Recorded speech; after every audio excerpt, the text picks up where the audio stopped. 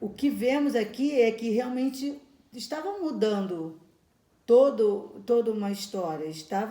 A história estava tendo um outro rumo bem diferente. Então hoje a gente vai dar início ao capítulo 3 do livro de Ruth. E como a gente está iniciando um capítulo, eu vou pedir o Moré para ler aqui o primeiro versículo em hebraico. Amém. Tá bom? Então vamos abrir o livro de Ruth, tá? No capítulo 3. Eu vou ler os versículos 1 e 2, tá bom? Então vamos lá. Vatomer lach Naomi Hamotar. Biti halo avakesh lach manoach asher itav lach veata halo voaz modatano asher hait et narotaiv hine hu zore et goren haseorim halaila. Amém. Amém. Obrigada. Na semana passada, né, nós vimos assim, nós terminamos o capítulo 2 e a gente viu que, apesar de Boaz ter ido além do mandamento para poder beneficiar Ruth, que apesar dele ter facilitado o mandamento e proporcionado a ela uma garantia, vamos dizer assim, até o final da colheita, aquilo não era suficiente para Ruth. Ela precisava do quê? De uma estabilidade, de ter alimento por toda a sua estadia em Israel, precisava de um casamento, né? Precisava de uma família, de se estabelecer ali em Beit-Lehem, né? Então, agora no capítulo 3, nós temos outro pano de fundo. Nós já vamos entrar na segunda fase da colheita. Nós vimos todo o procedimento da primeira fase. Nessa segunda fase, já é o que acontece na eira. Já é a segunda parte da colheita, onde eles vão pegar os grãos, vão tirar aquelas cascas, né, dos grãos. Primeira fase é a debulha. Nessa fase da debulha, eles passam aquelas cascas assim acho que no casco do boi, nas rodas dos carros, para poder fazer a separação do grão da casca. Aí, na segunda fase da eira, é a etapa de joeirar, que seria jogar para cima, e então eles estariam num lugar com bastante ventilação, e por isso que eles iam para um outro local, né, para poder assoprar e jogar para cima e fazer essa separação das cascas do grão. Então, e na terceira etapa, eles peneiram. Seria o quê? Eles pegam os grãos e tiram tudo que tiver de resíduo, né, de material assim indesejado, fazem aquela peneira para que fique só os grãos mesmo. E depois aí ele passa pelo processo de ensacar. O grão é preparado para o transporte até a cidade, para ser consumido, vendido ou trocado. Então, eles estavam, nesse capítulo 3, nessa fase aqui da colheita. Uma coisa interessante, até para ajudar a gente a visualizar, que a gente estava falando de um local onde tinha ventilação para espalhar, né, a casca e tudo, no Salmo 1, versículo 4, fala assim: não são assim os ímpios, mas são como a palha, como a moinha que o vento espalha. Então o salmista está usando essa ilustração aí. Sim. O ímpio é como se fosse aquela parte lá que não serve para nada, é a casca, se espalhar, é a palha. E o justo é como aquele grão, aquela semente. Isso mesmo. O versículo 1 diz assim: Naomi, sua sogra, lhe disse: minha filha, devo procurar segurança para você. Assim as coisas correrão bem para você. Então, no original, no hebraico, nós temos a palavra manoar, que significa repouso, da raiz de nahat, satisfação, contentamento espiritual. Inclusive, é a mesma estrutura do nome de Noah, né? Noé. É a mesma estrutura. Então, Naomi usou essa palavra, manoar, né, que significa repouso, da raiz de nahat. Então, o que ela estava querendo dizer? Minha filha, primeiro ela tratando Ruth como filha. Falou: minha filha, devo procurar segurança para você, um repouso, um descanso. Você precisa se estabelecer. uma satisfação, um contentamento espiritual. A gente vê que um tema sempre presente no livro de Ruth é o que? A bondade, né? Como a gente tem falado toda semana. Aquela bondade que Ruth fez com relação a Naomi, lá no início do livro, né? Resolvendo acompanhá-la até Beit-Lehem, para que ela não chegasse sozinha. Então a gente vê que agora Naomi, que havia recebido essa bondade de Ruth, ela agora está demonstrando uma bondade para com Ruth, ou seja, ela está se preocupando, né, com o bem-estar dela, com o futuro dela, o que vai ser da vida de Ruth. Então ela começa a demonstrar esse plano, né, para a vida de Ruth. Sim. Então, no versículo 2, nós lemos assim: Boaz, nosso parente, você esteve com suas jovens, limpará a cevada na eira esta noite. Então, ali, a Noemi estava se referindo a essa segunda etapa do processo da colheita da eira, que a gente falou agora há pouco. Qual era a segunda etapa? De joeirar, né? Então, eles faziam aquela separação, jogava o grão para cima, né, para separar das cascas, aí vinha o vento, eles assopravam, aí aquele grão era separado das cascas e caía ali no chão. Então, ele passava a noite ali para guardar de algum ladrão, porventura viesse, né, e pudesse roubar os grãos. Além de ladrão, ainda tinha o perigo de algum animal, né, ver aquilo ali dando sopa, facinho, ir lá Sim, e comer também, né? exatamente. Tanto de ladrões como de animais também.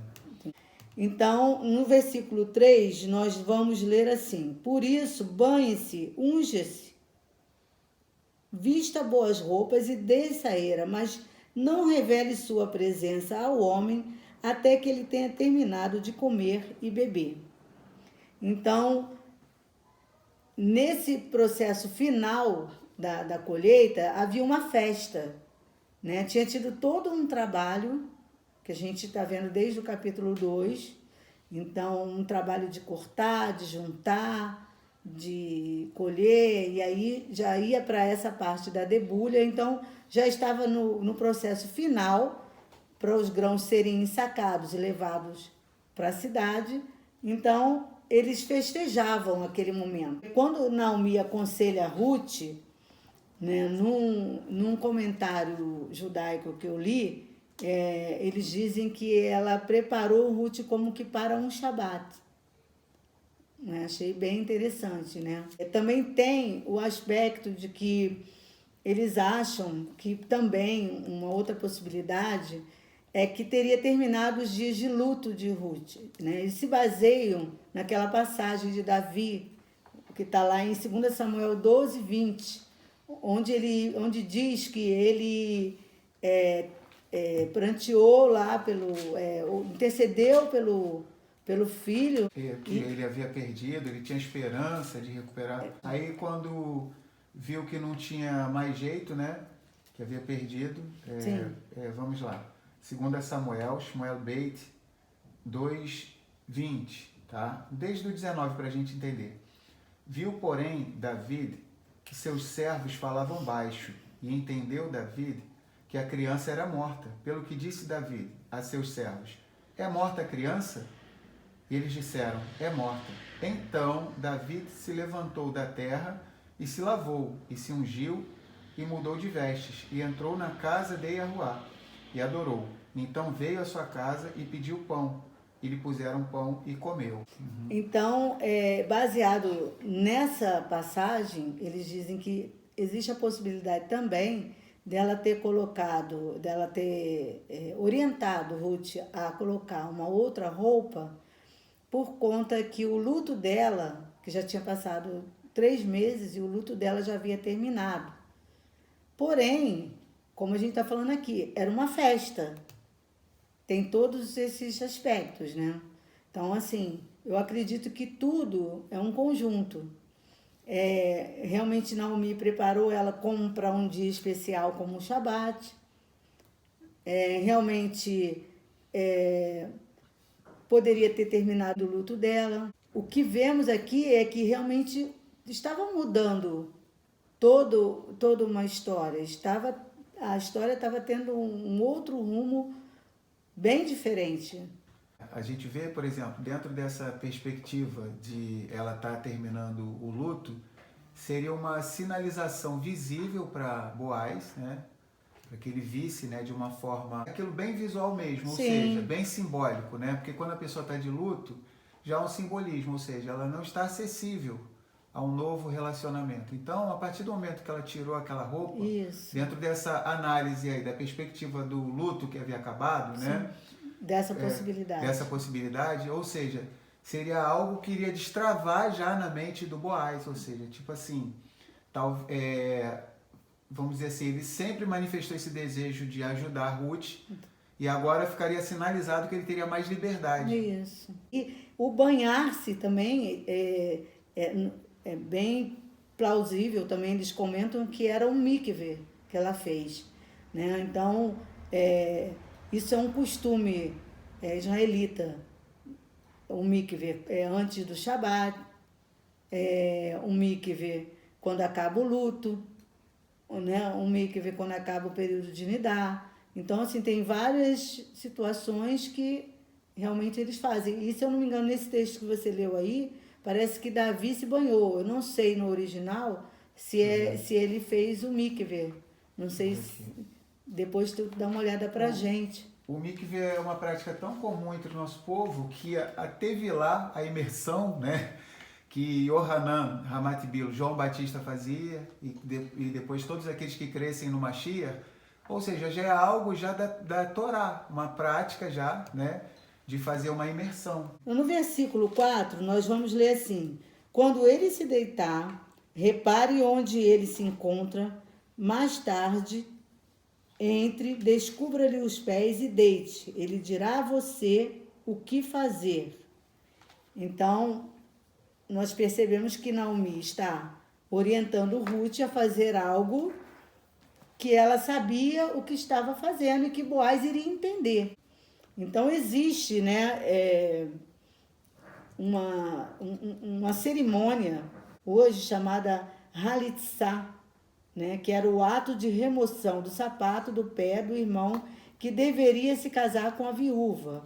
No caso, essa cerimônia ela é feita quando o irmão, a gente está falando do levirato, que a gente viu na outra semana. Então, quando o irmão se negava a suscitar descendência para o outro irmão morto, então eles faziam essa cerimônia. Essa cerimônia ela é baseada em Deuteronômio 25, do 5 ao 10. O verbo rahat, ou seja, de se lavar, né? É bem plausível, tá? Dentro da perspectiva realmente do mikve. Aparece esse verbo rahat, tá? Se lavar, que comumente é usado quando alguém adentra na água mesmo, tá? Tanto para Davi quanto para Ruth.